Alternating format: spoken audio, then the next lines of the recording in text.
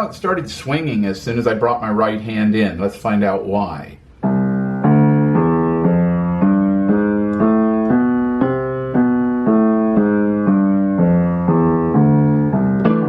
There it is. I'm hitting before the next note.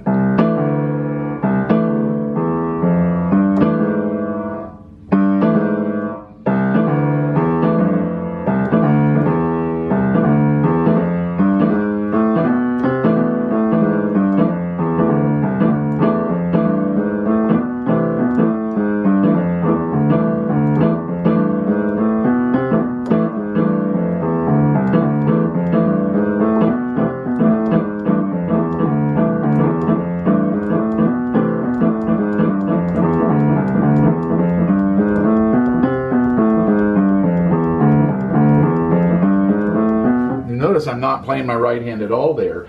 That would be something I do a lot of times if I'm playing with someone else and I want it to really cook. I'll leave my left hand out, but I'll just barely pop off of that keyboard like that so that I don't get any sound with my right hand, but I'm getting that swing feel and I'm building that, making that happen as I'm playing. So you can do that without having to bounce off with your right hand, but it's just kind of fun. And it's something I do if I'm playing walking bass for someone. Now, play walking bass line, but you want to have it down. If you're playing behind someone else, you want that thing solid, and you can't really get too crazy with tonality because you want to be there for the soloist. So that means you're trying to play things that work. Now you can play depending on the style that you're playing, but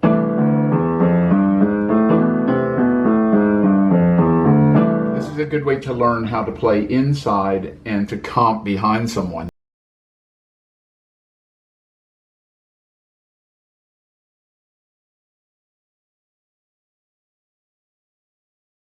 You can also play those other voicings. What about those two?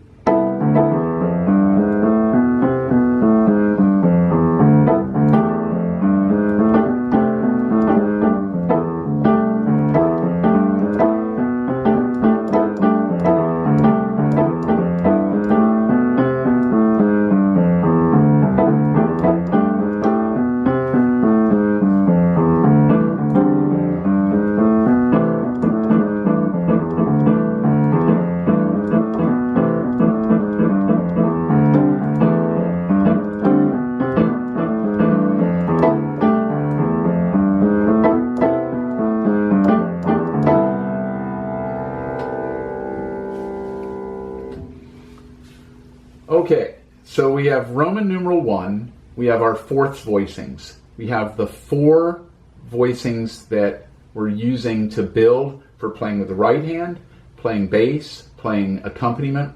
You could play all kinds of things with your left hand and have those in your right hand. You can play those in your left hand, or you can just pick one of them, any one of them, to be your left hand voicing indefinitely while you learn other chords, other voicings, and other things that can help you find your sound. And that's what we're trying to do. How will you find your sound? Well, you have to know what's available. A lot of times you end up saying no to things, but you can't choose if you don't know what's out there. So you may not want certain voicings. It may not be part of your style or part of your sound. My goal is to put everything out there available, and you can do what you want with it.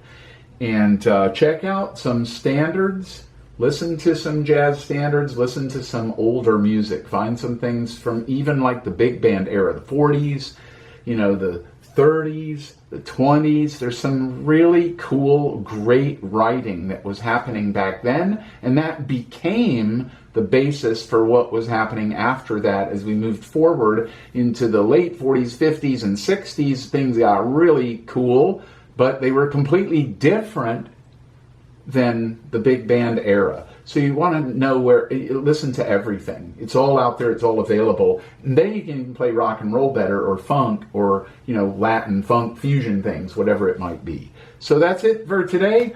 That's Roman numeral I, at least video 1 on Roman numeral I, which is not actually the first video in learning to improvise. So I'm going to stop talking, and I'll see you next time.